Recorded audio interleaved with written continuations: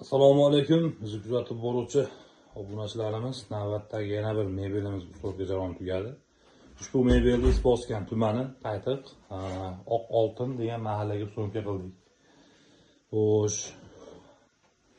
Joyimiz 290 ga, bu tarafda 240 holatda bo'lgan, shaladagi chekasiga dori. Xo'sh, 1 metri 1,9 million so'mdan bo'lgan. Sababi fasad qismi ham antras degan laminatda bo'lgan. Rossiyskiy granitpan zavodidan laminatda qilganmiz. Granitlar mebel ichida. Общий mashg'ulotimiz 8 million 300 ming so'm tayyor bo'ldi. Endi bizdan buni ichiga qo'yib bergan narsalarni har doimgidek narsalar, shu mo'ka, sushurka, smesidirimiz, patnusimiz.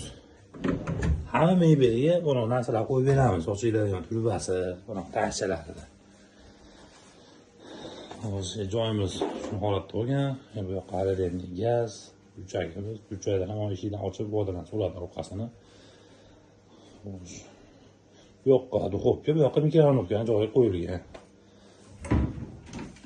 Ichlari ham mana antras laminatda bo'lgan. 100% plastikronka, eshiklari chekasi mana plasmassa, glansi sistem bo'lgan, ichlari matviy holatda, 06lik anaqada bo'lgan. Mo'shularimiz ham yaxshidan ishlatilgan, qo'mmatligan firmaniki. O'zi rossiyskiy stolishnica haladenlikdan yonboshlardan aniq holatda tushirib qo'yganmiz. Bizda haladenlikka 30 yoki 40 sm chiqariladi. Mashq holatda 40 sm chiqarilgan. Haladenlikdan tepasi mashq holatda o'sib qilingan. Mana yonboshini butun holatda kesma-kesim mo'ljallab qilib berdik. Ko'pchilik bonusga qilib berasizlar deydi. Unaqa emas. Biz bunaqa oldiga o'stirib chiqaramiz. Mana shunaqa 30-40 sm holatda chiqarib hisoblaymiz.